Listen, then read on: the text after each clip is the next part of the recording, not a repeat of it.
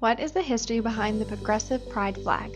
In 1978, artist Gilbert Baker and other activists created the original Pride rainbow flag, initially featuring 8 colors. The most commonly seen variant now consists of 6 stripes, each with its own symbolism.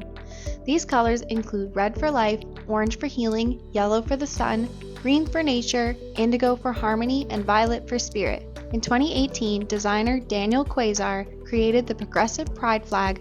The Progressive Pride flag incorporates a variety of colors and stripes to emphasize the principles of inclusion and progression.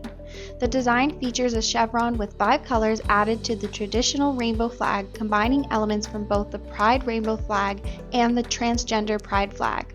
The colors within the chevron include pink, light blue, and white. This deliberate inclusion demonstrates support and recognition for transitioning and transgender individuals along with their rights. The presence of brown and black stripes aims to recognize and represent marginalized people of color within the LGBTQ2S+ community.